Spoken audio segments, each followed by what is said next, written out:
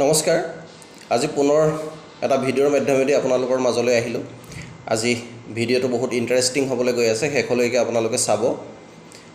Actually বিগত ভিডিঅ'বিলাকত নিশ্চয় আপোনালোকে গম পাইছে যে ক্ৰিপ্ট'কাৰেন্সিয়ে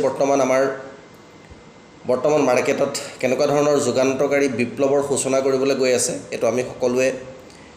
এই অৱশ্যেই গম পাইছোঁ যে বৰ্তমান আমাৰ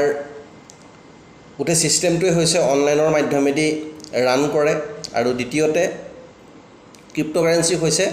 বেংকিং সেক্টৰৰ আপডেট ভাৰ্জন আৰু আজি তাৰিখত যিসকল ব্যক্তিৰ হাতত ক্ৰিপ্টো কইন আছে তেখেতলোক কাইলৈৰ দিনত এজে ৰজা হিচাপে থাকিব আৰু যাৰ হাতত আজি তাৰিখত ক্ৰিপ্টো কইন নাই তেখেতলোকে কিন্তু পস্তাব আৰু এটা সময়ত বাধ্যত পৰি তেখেতলোকে কইন ল'বলৈ আপোনাৰ উঠি পৰি লাগিব বা আপোনাৰ বাধ্যত পৰিব এটা বিষয়টো হৈ গ'ল যে ক্ৰিপ্টো কইন বুলাৰ লগে লগে বিগতৰ দিনত আপোনালোকে নিশ্চয় গম পাইছে যে ক্ৰিপ্ট'কাৰেন্সি আপোনাৰ আৰম্ভ হৈছিল 2009 চনত সাতোশি নাকামোটো বুলি এজন ব্যক্তিয়ে ব্লকচেইন টেকনলজিত আমাৰ ভাৰতবৰ্ষত লগতে আমাৰ অল ওভাৰ ওয়াৰ্ল্ডত আনিছিলে বিটকইন নামেৰে আৰু বিটকইনক সেইকাৰণে কোৱা হয় মাদাৰ অফ ক্ৰিপ্ট'কাৰেন্সি আৰু বিগিনিং টাইমত তাৰ ৰেট আছিল আমাৰ ভাৰতীয় মূল্য হিচাপত মাত্ৰ 6 পইচা 10 পইচাতকৈ কম আৰু বৰ্তমান তাৰ ৰেট আজিৰ তাৰিখত নিয়াৰ এবাউট আপোনাৰ 45 লাখৰ পৰা 50 লাখৰ ভিতৰত চলি আছে মাজতে তাৰ ৰেটটো মোটামুটি 70 লাখ ক্ৰছ কৰিছিলে এতিয়া অলপ ফ্লাকচুৱেট হৈ তাৰ ৰেটটো অকণমান কমি আহিছিলে আৰু লাহে লাহে আকৌ তাৰ ৰেটটো কিন্তু উঠা আৰম্ভ হৈছে এটা বিষয়টো হৈ গ'ল যে আমাৰ বৰ্তমান ক্ৰিপ্ট'কাৰেন্সি যিখন ওয়াৰ্ল্ড ক্ৰিপ্ট'কাৰেন্সি মাৰ্কেটত সকলোবিলাক ক্ৰিপ্টো কইন লেনাদেনা আমাৰ USDTৰ মাধ্যমেদি হয় নিশ্চয় আপোনালোকে গম পায় এটো হৈ গ'ল আমাৰ অল ওভাৰ ওয়াৰ্ল্ডৰ এটা কাৰেন্সি আৰু দ্বিতীয় বিষয়টো হৈ গ'ল সকলোৱে এফৰ্ড কৰিব পৰাকে বা সকলো কান্ট্ৰিতে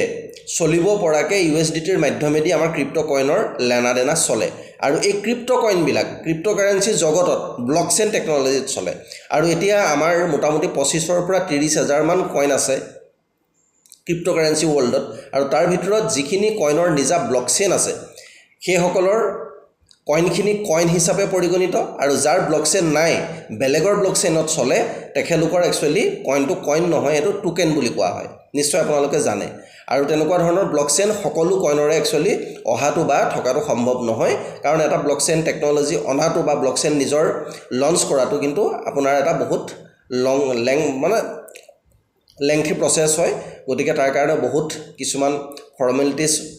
মানে আপোনাৰ অবজাৰ্ভ কৰিব লাগে গতিকে তাৰ মাধ্যমেদিহে এটা ব্লকচেইন আনিব পাৰে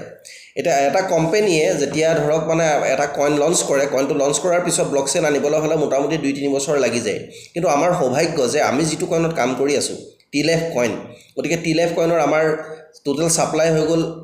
21 মিলিয়ন মিন্স 2 কোটি 10 লাখ আৰু ষ্টেকিংৰ কাৰণে আমাক 10% দিছে 21 লাখ এজ এ ষ্টেকিংৰ এগেইনষ্টত আমাক 0.6% ৰিৱাৰ্ড দি আছে পাৰ ডে আৰু ৰিৱাৰ্ডৰ কাৰণে আমাক 60% দিছে যেটো নেকি 1 কোটি 26 লাখ কইন দিছে তাৰ বিনিময়ত ধৰক আমি আমাৰ এটা ভাল বেনিফিট আমি ষ্টেকিংৰ মাধ্যমেদি পাব পাৰো সেইখিনি বিষয়ে আপোনালোকে মোৰ লগত যোগাযোগ কৰিলে গম পাব আৰু আটাইতকৈ ডাঙৰ ভাল খবৰটো হৈ গ'ল যে ইতিমধ্যে আমাৰ মাত্ৰ 1 বছৰহে কমপ্লিট হৈছে কইনটো লঞ্চ কৰা আজিৰ তাৰিখত আমাৰ 1 বছৰ কমপ্লিট হৈ গৈছে যোৱা 7 জুলাই 2023 ত লঞ্চ কৰিছিলে আজি 7 জুলাই 2024 1 বছৰ কমপ্লিট কৰিছে যোৱা কালি আমাৰ কিন্তু ব্লকচেইন অলৰেডি লাইভ হৈ গ'ল যোৱা কালি ব্লকচেইন আমাৰ অলৰেডি লঞ্চ কৰি দিলে আৰু আমাৰ ব্লকচেইনৰ নাম হৈ গ'ল PayScan গতিকে নিজা যেটা ব্লকচেইন আহি গ'ল আমাৰ অলৰেডি টোকেন যেটো আমাৰ আছিল TLF কইন নামেৰে সেই টোকেনটো BSC স্ক্যান যেটো বাইন্যান্স ব্লকচেইনত চলি আছিল আজি তাৰিখত আমাৰ কিন্তু নিজৰ ব্লকচেইনত চলিবলৈ আৰম্ভ কৰিছে আৰু আমাৰ টোকেনটো কনভাৰ্ট হৈ কইনলে পৰিৱৰ্তন হৈ গৈছে আৰু নিজা যেটা ব্লকচেইন আহিল কাইলৈৰ দিনত আমাৰ নিজা এক্সচেঞ্জ আহি আছে পেজিলা বুলি আমাৰ নিজৰ এক্সচেঞ্জ আহি আছে ইমিডিয়েটলি শৰ্টলি এই 2 দিনৰ ভিতৰতে আমাৰ নিজৰ এক্সচেঞ্জ লঞ্চ হ'ব আৰু এক্সচেঞ্জ লঞ্চ হোৱাৰ লগে লগে আপোনালোকে চিন্তা কৰক আমাৰ নিজা কইনটো নিজৰ এক্সচেঞ্জত এজ এ মাদাৰ কইন হিচাপে থাকিব আৰু হেতু ফ্ৰন্ট পেজতে আহিব আৰু তাৰ কিন্তু আপোনাৰ ৰেটটো বহুত হাই ৰেটলে কিন্তু গমন কৰিব এটো 100% সিওৰ আৰু তাৰ লগে লগে আমাৰ বহুত নতুন কিছু প্ৰজেক্ট আৰম্ভ হৈ আছে যেনে ধৰণে আমাৰ অটোমোবাইল এটা সেক্টৰৰ লগত অলৰেডি টাই আপ হৈছে খুব সোনকালে আমাৰ মাজত ই ৰিক্সা, ই বাইক, স্কুটি, ই কাৰ এইবিলাক আহি আছে, সেইবিলাক আমি কইনৰ মাধ্যমেদি বাই চেল কৰিব পাৰিম। টি শ্বপি বুলি এটা আমাক শ্বপিং পৰ্টেল আমাক দিছে কোম্পানীয়ে, তাৰ মাধ্যমেদি 35,000ৰো ওপৰত প্ৰডাক্ট আমি বাই চেল কৰিব পাৰিম টিলেপ কইনৰ মাধ্যমেদি। ডেবিট কাৰ্ড আহি আছে, NFTৰ ওপৰত আমাৰ কোম্পানীয়ে কাম কৰি আছে, মেটাভাৰ্ছৰ ওপৰত কাম কৰি আছে। গতিকে আমাৰ কইনৰ কিন্তু ভৱিষ্যতটো বহুত উজ্জ্বল। গতিকে এইটো সময়ত আমি যদিহে আমাৰ টিলেপ কইনটো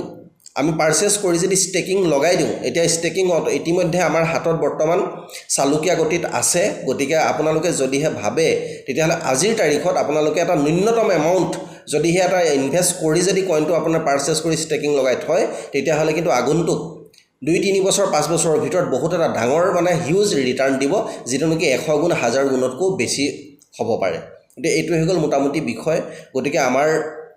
সৌভাগ্য যে বেলেগ কইনে একচুৱেলি নিজৰ ব্লকচেইন আনিবলৈ 2-3 বছৰ লাগে, তেনেস্থলত আমাৰ কোম্পানীয়ে 1 বছৰ নহওঁতেই আমাৰ